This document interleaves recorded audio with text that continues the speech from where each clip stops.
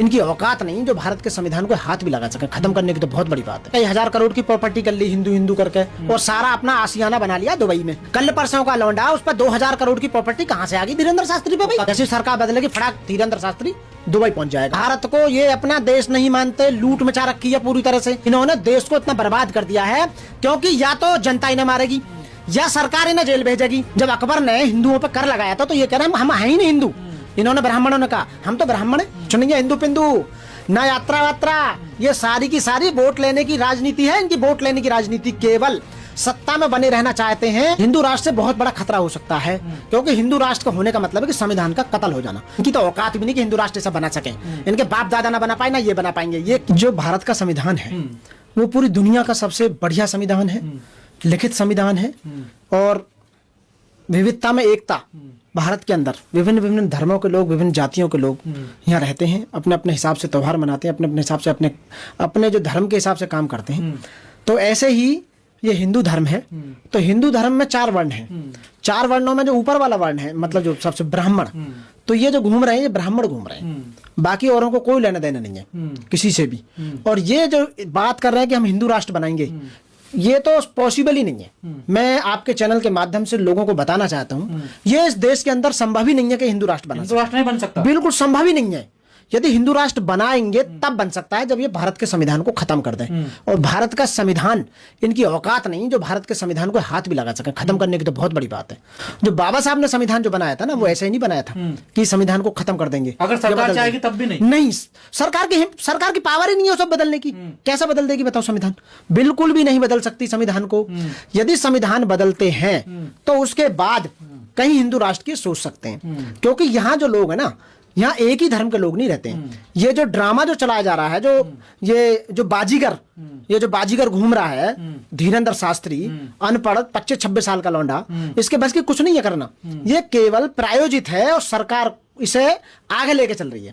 जहां देश, बड़ा दुर्भाग्य की बात है, जिस देश का प्रधानमंत्री ये कहता है धीरेन्द्र शास्त्री मेरा छोटा भाई है, तो यार बताओ कमाल की बात है। इसका मतलब तुम मुझे बढ़ा रहे हो। और प्रधान आपने कहा कि ये संविधान के खिलाफ है, कई कानून जानकार भी कह रहे हैं संविधान के खिलाफ है। या तो बिल्कुल कार्रवाई क्यों नहीं हो रही? बिल्कुल कार्रवाई इसलिए नहीं होनी है क्योंकि कार्रवाई करने वाले ही वही है। करने वाले ही सरकार में जो बैठे हैं वो ही केवल वोट बैंक लेने के लिए। आजकल तुमने देखा होगा बिहार में इलेक्शन चल ही रहा है, तो उसमें बेनिफिट लेने के लिए ये हिंदू हिंदू हिंदू हिंदू एक वर्ड को लेके आ रहे हैं बार बार। ये हिंदू है ही ना।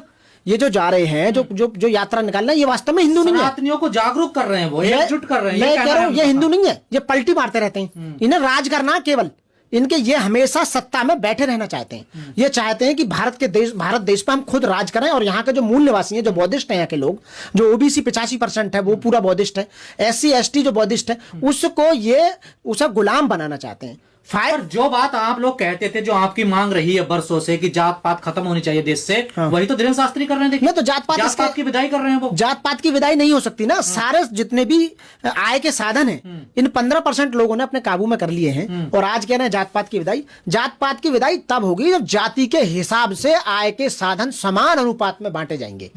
आप बताइए आपके पास इतनी संपत्ति कैसे आ गई 75 साल में? मेरा जवाब ये है, सवाल ये है, आप बताइए आप एक चंद लोग इस देश के मालिक क्यों बन गए? इतना पैसा एक ही आदमी के पास, अडानी के देखो ना, अडानी को कितना बढ़ाया गया।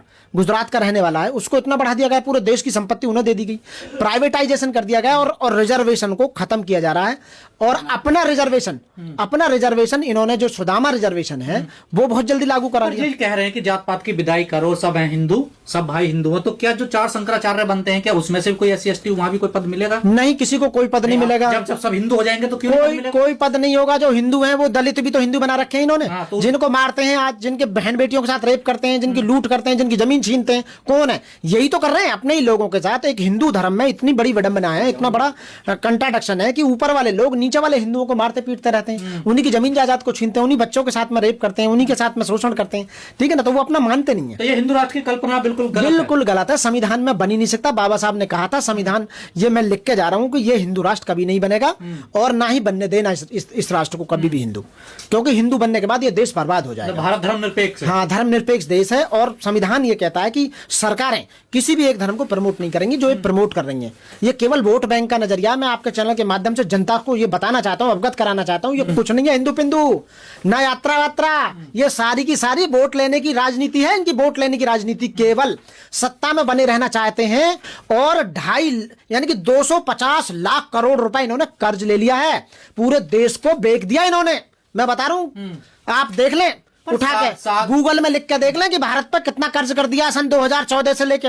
सन 2014 में 55 लाख करोड़ कर्ज था भारत पर, आज इन्होंने 250 लाख करोड़ रुपए कर्ज ले लिया है। हर व्यक्ति को उन्होंने बेच कर रख दिया, गुलाम बना दी। कहां गया सारा पैसा? सब खा गई। पर भारत के साधु संतों की चिंता सता रही है कि हिंदू कमजोर हो रहे हैं, कम हो रहे हैं, धर्म परिवर्तन किया जा रहा है, उनको बहलाकर फुसलाकर लालच देकर। देखिए, जिन संतों को पहले चिंता सताई थी वो तो जेल में पड़े अभी तक। हम मैंने खुद सुना है, वो कह रहे थे प्रधानमंत्री जी, ये बापू जी का आशीर्वाद मुझे मिलता रहा है, उनके सानिध्य में मैं बहुत प्यार मिलता रहा है। आसाराम, तो आसाराम क्यों भेज दिया उन्होंने जेल में भाई?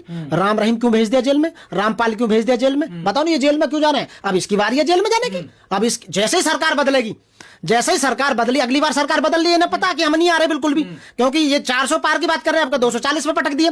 अगली बार और सरकार बीच में भी गिर सकती है। जैसे बिहार का इलेक्शन ये हारे और नीतीश जो ये विड्रॉ करता है, ये सरकार इनकी गिरी, ये सब जेल में होंगे डेफिनेटली। जैसे ही दूसरी सरकार आएगी सेंटर में, ये भाग जाएंगे। इतने घोटाले करेंगे। ठान लिया है, कसम खा ली है कि भारत को हिंदू राष्ट्र बनाना है, हिंदुओं को सबको एकजुट करना है। धीरेन्द्र शास्त्री ने तो कई हजार करोड़ की प्रॉपर्टी कर ली हिंदू हिंदू करके, और सारा अपना आशियाना बना लिया दुबई में।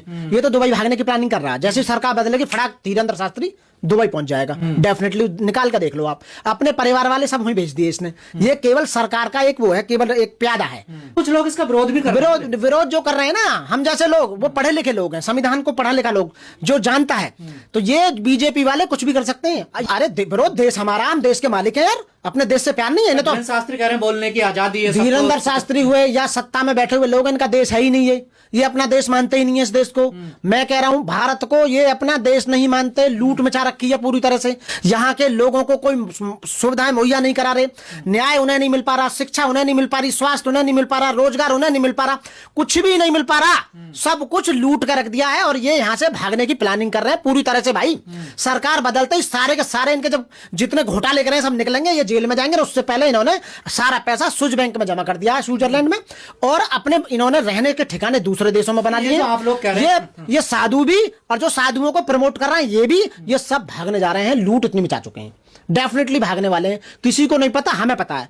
इन्होंने देश को इतना बर्बाद कर दिया है, क्योंकि या तो जनता इन्हें मारेगी या सरकार इन्हें जेल भेजेगी आने वाले बदलते ही। तो ये जितने भी बाबा हैं, धीरेन्द्र शास्त्री जैसे, और ये जब तक हिंदू हिंदू कर रहे हैं तब तक ये वोट ले रहे हैं। जैसे ही जनता को पता लग चुकी है अब 70% में 80% हिंदू हैं, तो फिर हिंदू राष्ट्र क्यों नहीं बन सकता? तो 80% लोग समझ चुके हैं कि कहीं हिंदू हिंदू राष्ट्र नहीं, सब गोलीबाजी दी जा रही है, सब पैसे लपटोड़ने के चक्कर में है। सारा एक कल परसों का लौंडा, उस पर 2000 करोड़ की प्रॉपर्टी कहां से आ गई धीरेन्द्र शास्त्री पे भाई? कथा के पैसे लेते हैं तो कथा के तो मैं कह रहा हूँ, कथा के भाई तुम करो ना, देश में डेवलप। हाँ, वैसा तो कहेंगे कि मोह माया छोड़ दो, और तुम पैसे लेके मोह माया से इतना मोह, पैसे लेकर कथा पागल बना रहे हो। मतलब है कि जनता को मूर्ख समझ रखा है कि जनता को प्रधानमंत्री ने मूर्ख समझ रखा, गृह मंत्री का लड़का अच्छी सी हिंदी नहीं बोल सकता, ना इंग्लिश बोल सकता, और ना क्रिकेट आती है उसको वो बना रखा है बीसीसीआई का सेक्रेटरी चेयरमैन। बताओ यार, उसके अंदर ऐसी क्या क्वालिटी है? और हम LLM PhD जैसे लोग, हम जो यहाँ वकालत में लगे हुए हैं,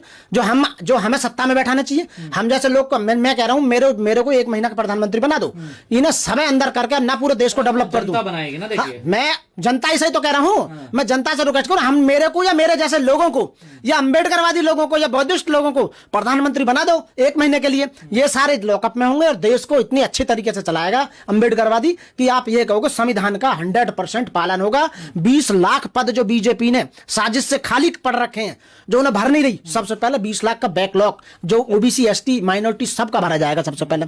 तो ये केवल आप डिमांड ना करें, आप न्याय ना मांगे, आप रोजगार ना मांगे, आप स्वास्थ्य ना मांगे, आप यानी कि इनसे सवाल ना पूछे, इसलिए यानी कि जो डुगडुगिया जो घुमा रहा है मदारी, उसको आगे कर दिया, गुमराह किया जा रहा है, गुमराह जनता को किया जा रहा है। लेकिन हम जैसे लोगों को समझाने के लिए, बाबा साहब ने कहा गलत बात का विरोध करना, हम विरोध करते हैं इसलिए कि इस देश के अंदर ऐसी कथावाचकों की कोई जरूरत नहीं है, न ऐसी यात्राओं की जरूरत है। यहाँ आप न्यायालय बनाइए, न्यायालय मतलब कोर्ट बनाइए, कोर्ट बिल्डिंग, और जजों की भर्ती कीजिए। यहाँ जज बहुत कम है और कोर्ट बहुत कम है, इसलिए लोगों को न्याय नहीं मिल पा रहा। एक एक केस में डेट, एक एक साल की डेट पड़ रही है।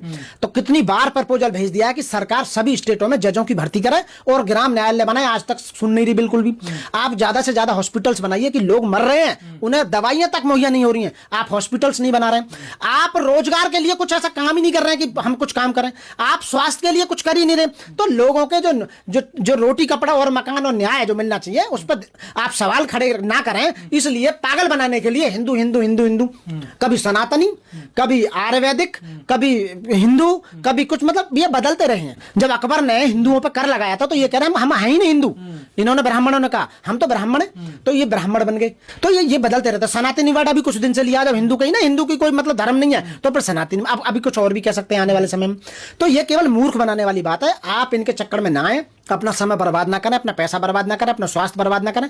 देश के अंदर, मैं जहां दिल्ली में रह रहा हूं, यहां इतना पॉल्यूशन है आज की डेट में, उस पर कोई बात करने वाला नहीं है।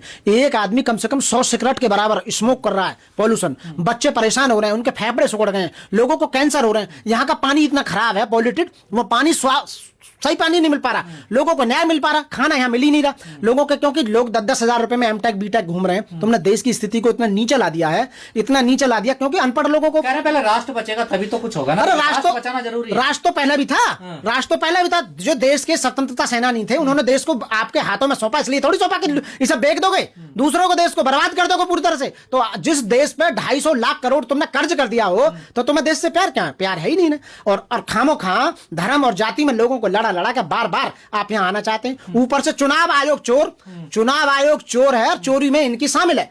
प्रधानमंत्री जो सरकार बैठी हो, ये वोट चोर है। तो ये वोट चोरी में जो चुनाव आयोग लगा हुआ है बार बार, अब तुम बिहार का देख लो, बिहार में ये बिल्कुल भी नहीं आ रहे। यदि आते हैं तो समझो कि ये चुनाव आयोग इनसे चोरी करवा के वोट। लास्ट सवाल मेरा आपसे ये है, हिंदू राष्ट्र से क्या खतरा हो सकता है देश को? हिंदू राष्ट्र से बहुत बड़ा खतरा हो सकता है, क्योंकि हिंदू राष्ट्र का होने का मतलब है कि संविधान का कत्ल हो जाना, कि संविधान में कहीं नहीं लिखा हुआ कि इस देश को हिंदू राष्ट्र बनाएंगे। ये बकवास करते हैं, इनकी तो औकात भी नहीं कि हिंदू राष्ट्र ऐसा बना सके। इनके बाप दादा ना बना पाए, ना ये बना पाएंगे। ये केवल वर्ग लाकर लोगों को ये लॉलीपॉप देकर वोट लेने का झांसा और कुछ भी नहीं साथियों।